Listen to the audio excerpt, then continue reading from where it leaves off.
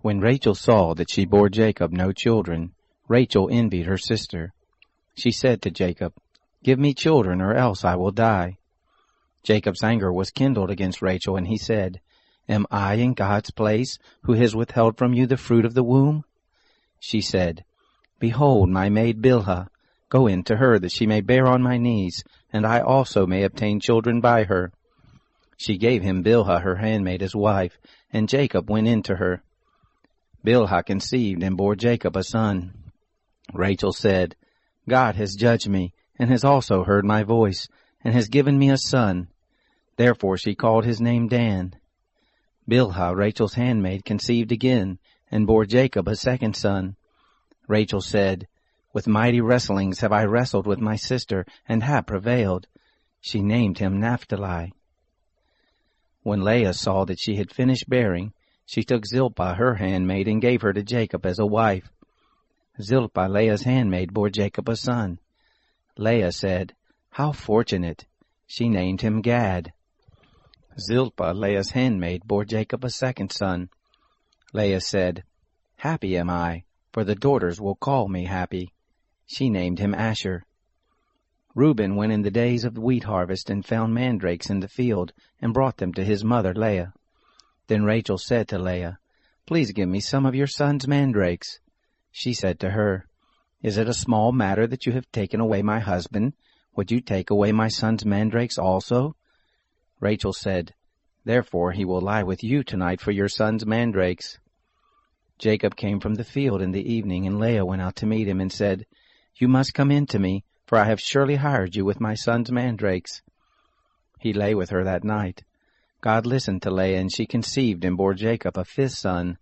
Leah said, "God has given me my hire, because I gave my handmaid to my husband." She named him Issachar. Leah conceived again and bore a sixth son to Jacob. Leah said, "God has endowed me with a good dowry. Now my husband will live with me, because I have borne him 6 sons. She named him Zebulun. Afterwards she bore a daughter, and named her Dinah. God remembered Rachel, and God listened to her and opened her womb. She conceived, bore a son, and said, "God has taken away my reproach." She named him Joseph, saying, "May the Lord add another son to me."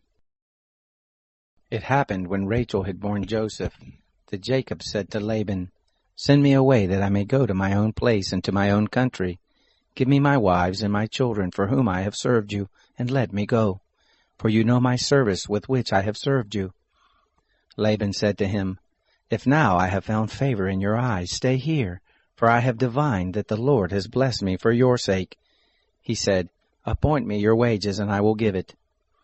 He said to him, "You know how I have served you, and how your cattle have fared with me. For it was little which you had before I came, and it is increased to a multitude. The Lord has blessed you wherever I turned. Now when will I provide for my own house also?" He said, "What shall I give you?" Jacob said, "You shall not give me anything. If you will do this thing for me, I will again feed your flock and keep it. I will pass through all your flock today, removing from there every speckled and spotted one, and every black one among the sheep, and the spotted and speckled among the goats. This will be my hire. So my righteousness will answer for me hereafter when you come concerning my hire that is before you. Every one that is not speckled and spotted among the goats, and black among the sheep, that might be with me, will be counted stolen." Laban said, "Behold, I desire it to be according to your word." That day he removed the male goats that were streaked and spotted, and all the female goats that were speckled and spotted, every one that had white in it, and all the black ones among the sheep, and gave them into the hand of his sons. He set 3 days' journey between himself and Jacob fed the rest of Laban's flocks. Jacob took to himself rods of fresh poplar, almond, plane tree, peeled white streaks in them, and made the white appear which was in the rods. He set the rods which he had peeled opposite the flocks in the gutters and the watering troughs where the flocks came to drink. They conceived when they came to drink. The flocks conceived before the rods, and the flocks brought forth streaked, speckled, and spotted. Jacob separated the lambs, and set the faces of the flocks toward the streaked, and all the black in the flock of Laban, and he put his own droves apart. and didn't put them into Laban's flock. It happened, whenever the stronger of the flock conceived, that Jacob laid the rods before the eyes of the flock in the gutters, that they might conceive among the rods. But when the flock were feeble, he didn't put them in. So the feebler were Laban's, and the stronger Jacob's. The man increased exceedingly, and had large flocks, maidservants and menservants, and camels and donkeys.